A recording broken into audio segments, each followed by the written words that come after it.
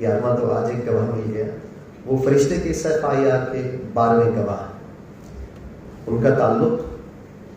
Doctor Idris Ahmad آفتاب کے حلقہ سے ہے, علاقہ سے ہے, جہاں ان کا گھر رہا ہے, اور جہاں وہ فرشتہ جس کے اوپر یہ پوری کتاب لکھی گئی ہے وہ بھی وہیں رہتا ہے, آج بھی رہتا ہے. اور وہ شخص آپ کو آ کے بتائے گا فرشتے کے FIR کا اصل پس منظر. اور ہمارا 12واں گواہ آج کا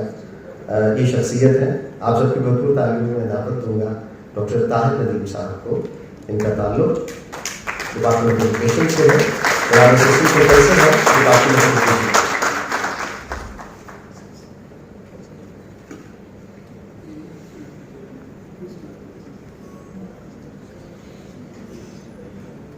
بہت شکریہ آصف ندیم. السلام علیکم معزز مہمانان گرامی اور محفل کے صدر محفل. ادریس احمد آفتاب سے کچھ 2 ماہ پہلے میری پہلی ملاقات ہوئی. میرے آفس میں آصف صاحب کے ہمراہ یہ موجود تھے. آصف صاحب نے تعارف کروایا اور بتایا کہ یہ ڈاکٹر صاحب مصنف ہیں اور ان کی کتب میری ٹیبل پہ پڑی ہوئی تھیں. اور جب ڈاکٹر صاحب نے کچھ آگے کا تعارف پوچھا تو میں نے اپنے آبائی علاقے سماسٹا کا بتایا تو یہ چونکے اور انہوں نے مجھ سے کچھ اور دریافت کیا, میرے والد صاحب کے بارے میں دریافت کیا. اور پھر اپنے بارے میں جب میں نے ان سے سماسٹا کے بارے میں ان کی معلومات کو دیکھا تو میں نے پوچھا ان سے کہ ان کا کیا تعلق ہے, تو انہوں نے مجھے کچھ گیس کرنے کو کہا اور میں بالآخر گیس کرنے میں کامیاب ہوا اختتام پر کہ یہ وہاں کی ایک معروف شخصیت کے بھائی ہیں. بعد میں انہوں نے مجھے وہ کتاب جو تحفہ کی اور اس کو میں نے پڑھا تو پھر مجھے اندازہ ہوا ڈاکٹر صاحب کی شخصیت کا. اور یہ کہ یہ جو کتاب ہے جسے آپ بیتی کہیں, جگ بیتی کہیں, سفر نامہ کہیں, اس کو کلیات کہیں, اس کو افسانہ یا انشائیہ کہیں, جس طرح قدرت اللہ شہاب کا شہاب نامہ جو ہے اس کو کوئی ایک نام دینا ممکن نہیں. میں سمجھتا ہوں کہ ادریس صاحب کی جو کتاب ہے اس کو بھی ادب کی کسی ایک صنف میں شمار کرنا ذرا مشکل ہے, لیکن کتاب بہت شاندار ہے. ابھی میں اپنی گواہی اس معزز عدالت میں بعد میں پیش کروں گا 12ویں گواہ کی حیثیت سے, لیکن اس سے پہلے 1-2 چھوٹی باتیں, کیونکہ یہاں پر ہمارے بہت سارے طلبہ بھی موجود ہیں اور میں نے یہ دیکھا ہے کہ آہستہ آہستہ کتاب کے پڑھنے کا جو شوق ہے وہ بہت کم ہو گیا ہے. اور شاید اس کی وجہ جیسے ڈاکٹر صاحب نے بتایا کہ اسکرین کا مطالعہ اور مطالعے سے زیادہ اب چیزیں دیکھنے کو مل جاتی ہیں, سننے کو مل جاتی ہیں, تو پڑھنے کی تکلیف کون گوارا کرے.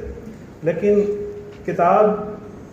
کے لطف کو اور کتاب کو پڑھ کر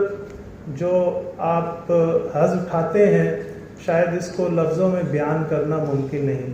اور یہ ہم جیسے جو ایکس جنریشن کے لوگ ہیں وہ شاید اسے پوری طرح سے لوگوں پر واضح بھی نہیں کر پاتے, لیکن یہ پنجابی میں کہتے ہیں یا راہ پیا جانے یا واہ پیا جانے. تو کتاب کے مطالعے کا لطف کتاب کے مطالعے کو کیے بغیر حاصل کرنا, بتانا, واضح کرنا اتنا ممکن نہیں. میں صرف ایک مثال دوں گا کہ جب میں چھوٹا سا تھا کلاس 5 میں اور مجھے 1 روپیہ جیب خرچ ملا کرتا تھا تو آپ یقین جانے میں اس کے 2 رسالے خریدا کرتا تھا. اس وقت یہ بڑی ایک عام ہیبٹ تھی. بہت سارے میرے دوست بھی یہی کام کیا کرتے تھے کہ بجائے اس کے کہ وہ کچھ سنیک لیں اور کھائیں وہ کتاب لیا کرتے تھے. اور میں جب کلاس 5 میں تھا تو میری اپنی ایک چھوٹی سی لائبریری تھی. اور اسی طرح سے اس دور میں ادابر, سلامر, جوابر, سسپینس ڈائجسٹ, چلوسک ملوسک, آنگلو بانگلو, عمر و عیار, اور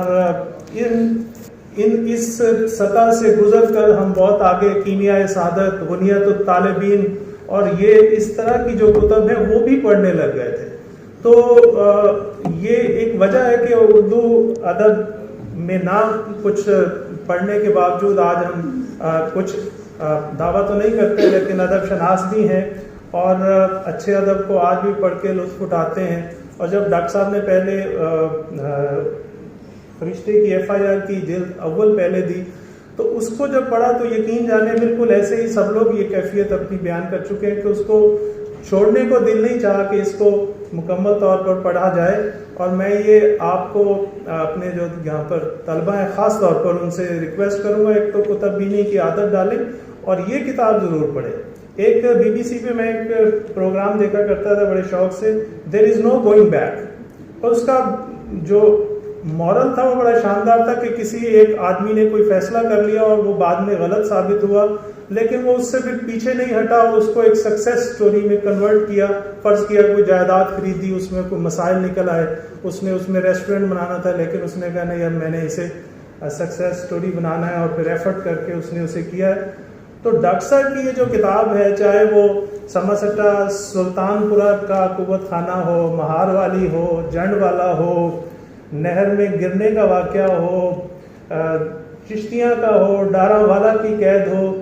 ہر موقع پہ یوں لگتا ہے کہ اب شاید واپسی ممکن نہیں ہوگی، لیکن ڈاکٹر صاحب ایک عزم اور حوصلے کا پہاڑ بن کر جو ہے وہ صورتحال سے نکلتے ہیں اور پھر آگے کی طرف موو آن کرتے ہیں. تو یہ کتاب اپنی جگہ پر میں سمجھتا ہوں کہ قاری کو ایک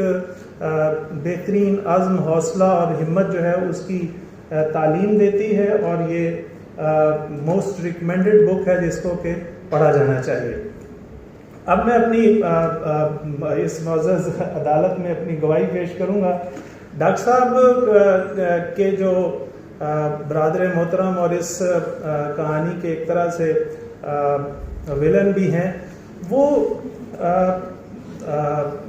میری خوش قسمتی کہیں یا بد قسمتی کہ میرا جو آبائی گھر ہے اس کے سامنے والا گھر ان کا ہے،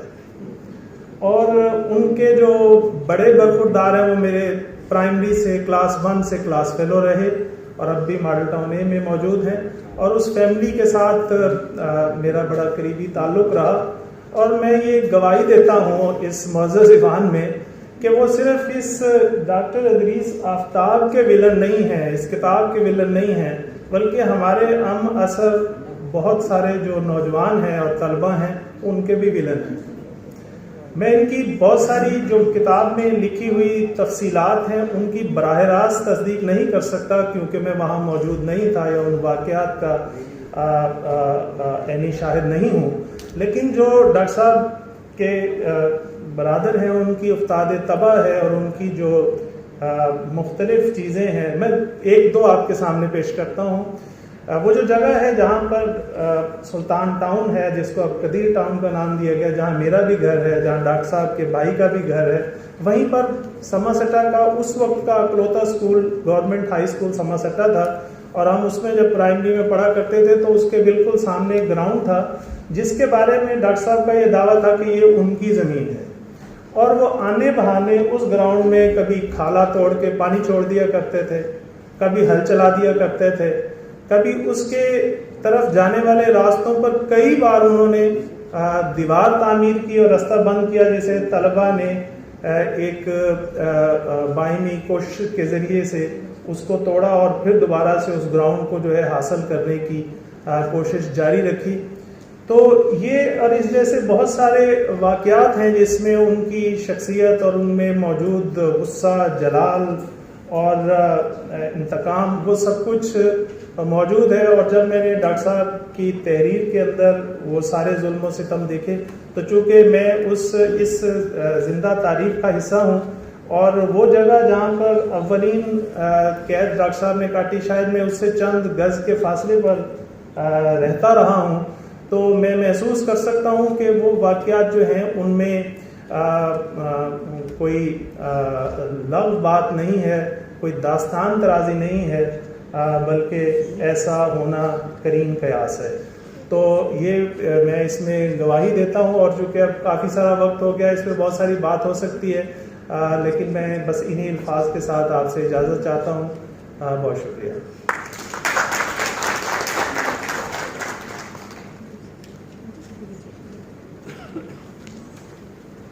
بہت شکریہ سر. اب اس تقریب کے